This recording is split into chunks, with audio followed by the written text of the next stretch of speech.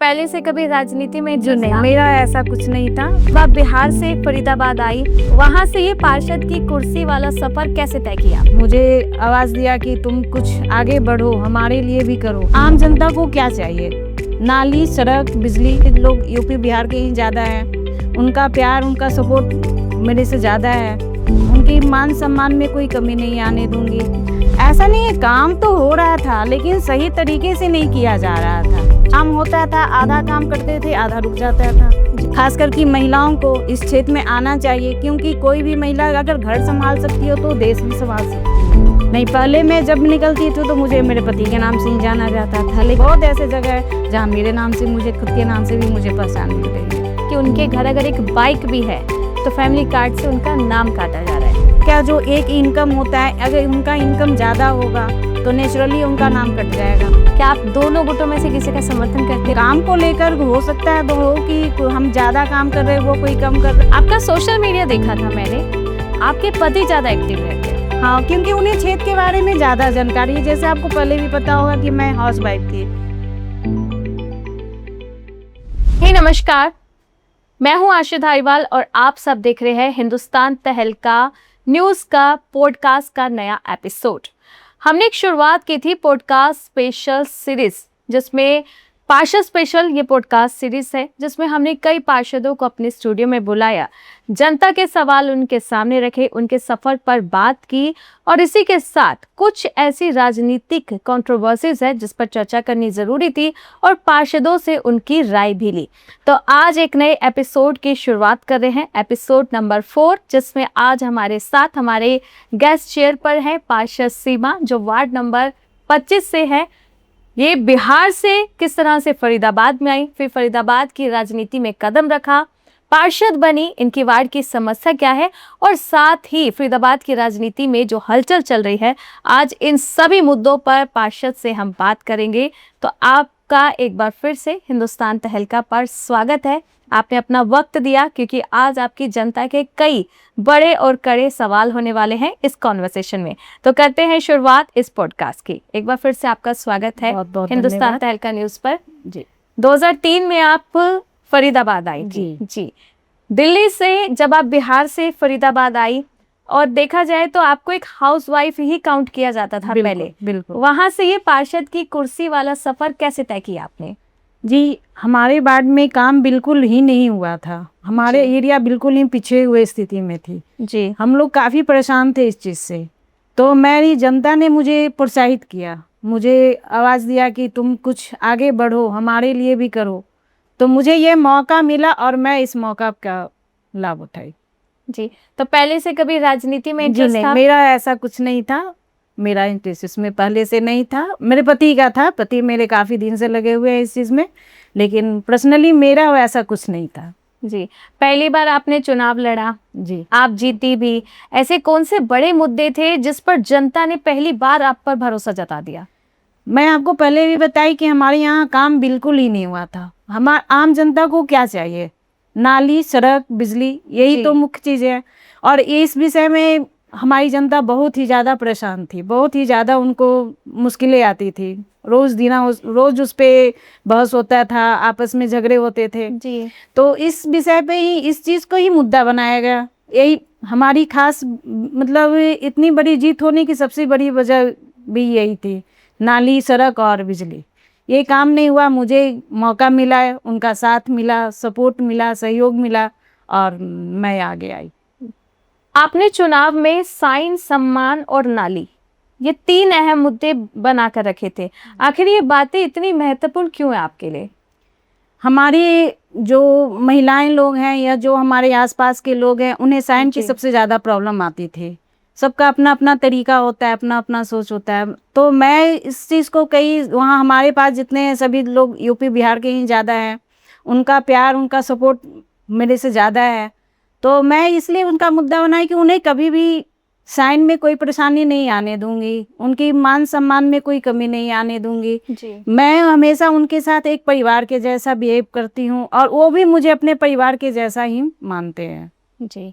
And नाली का मुद्दा क्या था? ना, सड़कें तो हमारे, ऐसा नहीं है मैं जैसे बोली पहले कि काम नहीं हुआ तो काम नहीं हुआ, तो ऐसा नहीं है कि काम बिल्कुल नहीं हुआ। काम तो पिछले भी हुआ है, लेकिन सड़कें बनी हुई थी, नालियाँ बिल्कुल नहीं थी। जी। तो अब नालियाँ पे जोर दे रही हूँ इसलिए कि नालियाँ बन जाएगी तो सड़कें भी काफ़ी अच्छी होगी, उनकी मजबूती रहेगी, और इसलिए नाली की व्यवस्था मैं ज़्यादा ध्यान दे रही हूँ कि अपने वार्ड में नाली की व्यवस्था पहले करूँ, उसके बाद सड़कें बनवाऊँ और बिजली के खंभे लगाऊँ, जो जी। भी काम। आप एक महिला पार्षद हैं, तो जी। अपने वार्ड में महिलाओं और बेटियों के लिए आपकी प्राथमिकता क्या है? हमारी महिलाओं को सबसे ज़्यादा परेशानी होती है पानी से, बिजली से। जी। तो मैं चाह रही हूँ कि अब मेरी महिलाओं को, जो भी यहाँ की महिलाएं हैं, जो भी वहाँ की औरतें हैं, उनको इन सब परेशानियों को झेलना ना पड़े। जी। जी। 25 साल से आप लगातार कहते आए हैं कि काम नहीं हो रहा, 15 साल से लोग कह रहे कि काम नहीं हो रहा, 16 साल से लोग कह रहे कि नालियाँ नहीं बनी। आखिर इतनी अनदेखी वार्ड में चल क्यों रही थी? ऐसा नहीं है, काम तो हो रहा था लेकिन सही तरीके से नहीं किया जा रहा था। जी। उसे, अगर हर चीज़ को करने का एक तरीका होता है, तो उस चीज़ को सही तरीके से नहीं किया। काम होता था, आधा काम करते थे, आधा रुक जाता था। जी। तो प्रॉपर तरीके से काम नहीं हुआ। उस चीज़ को अगर सही तरीके से करते तो आगे दिन के लिए भी अच्छा होता है। तो ये रुकने की कोई खास वजह, बजट लो था या कोई प्रशासनिक रुकावट बीच में आ जाती थी?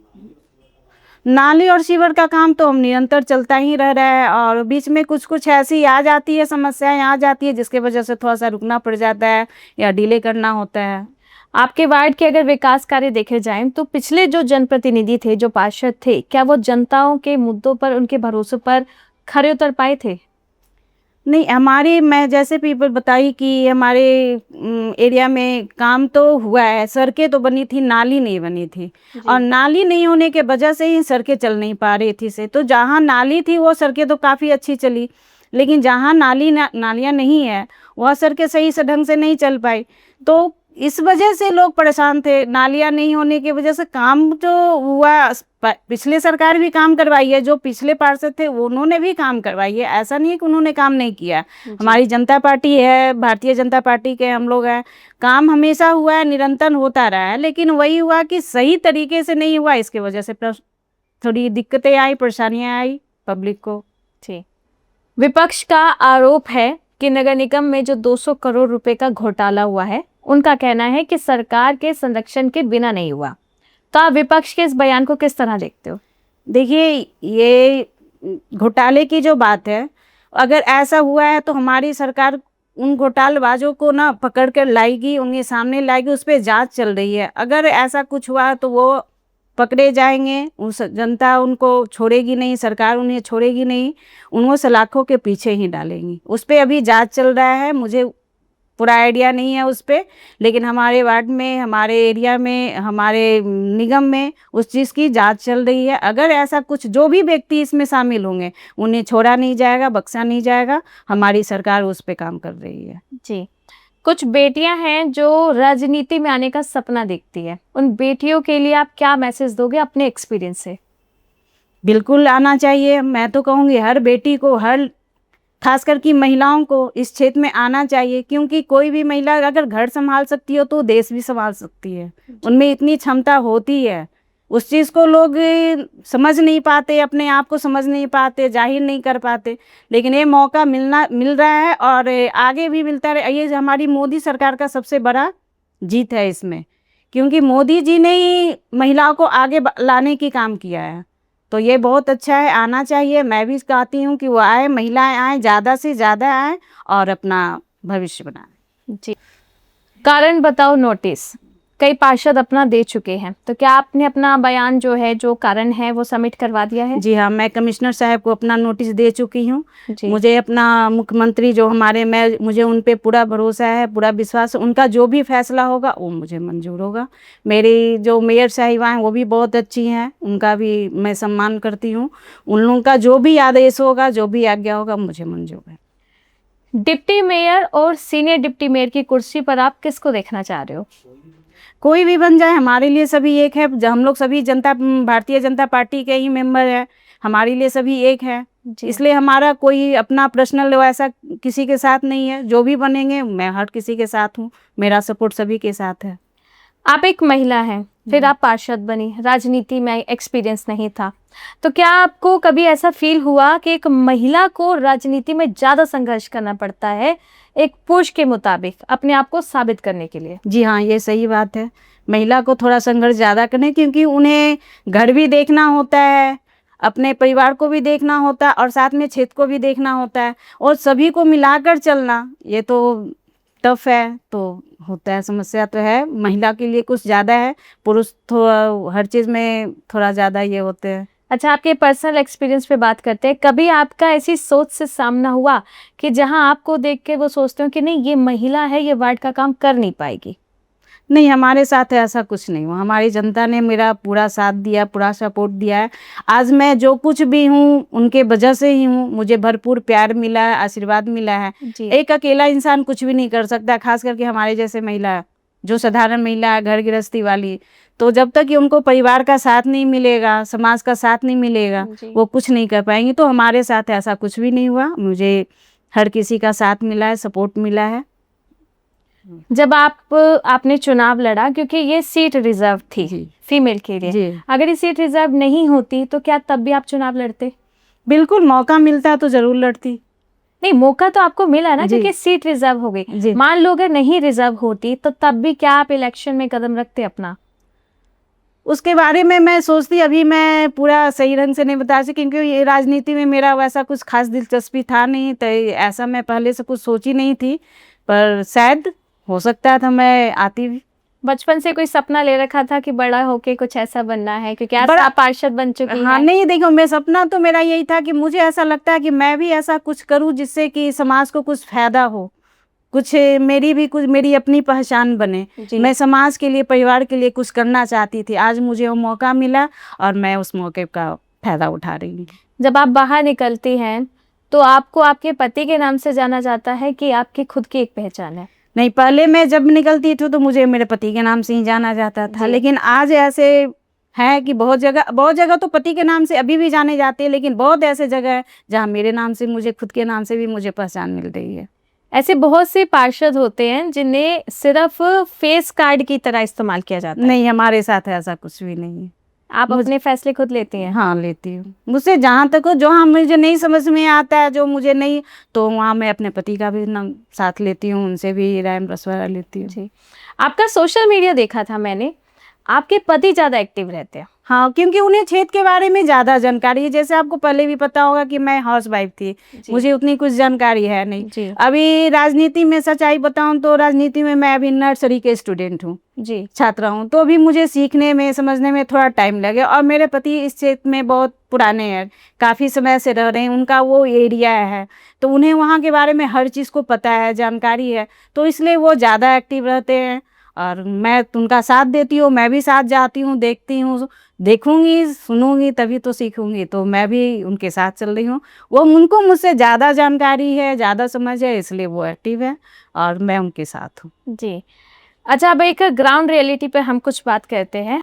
हमारे रिपोर्टर जब आपके वार्ड में पहुंचे तो एक महिला ने कहा कि 16 साल से, यानी 15 साल पहले काम नहीं हुआ, अभी 1 साल से भी नालियों का काम उतना अच्छे से नहीं हो रहा है। तो आखिर इसका समाधान आप कब तक कर पाओगे? नहीं, ऐसा नहीं है। जब से मैं जीती हूँ तब से हमारे यहाँ, हमारे वार्ड में सबसे ज़्यादा नाली पे ही काम हो रहा है।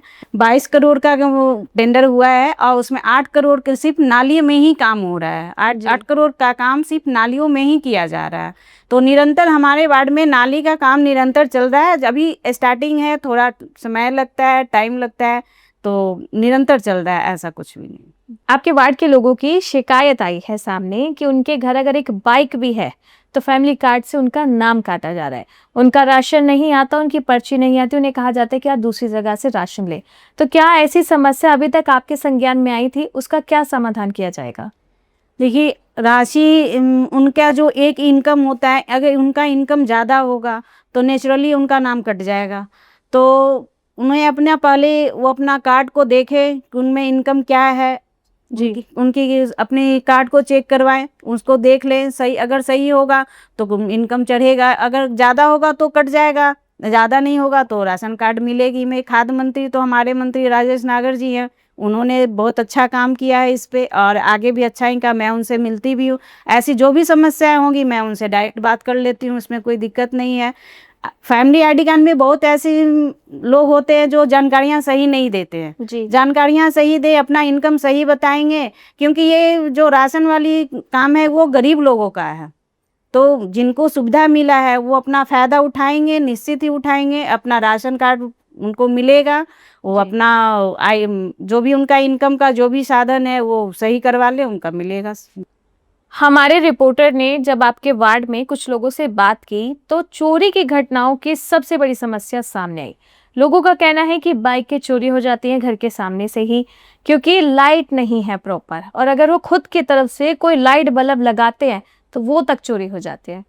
मैंने अपने वार्ड में काफ़ी सारी लाइटें लगवाई हैं, आगे भी जो भी बचे हुए हैं उसमें भी लाइटें लग रही है। जी। जहाँ तक चोरी की समस्याएं हैं तो वो मैंने एसएचओ साहब से भी मिली हूँ, बात की हूँ, पुलिस उस पे काम कर रही है। और आगे बहुत, अब चोरियों में बहुत कमी आई है और आगे भी कमी ही आएगी।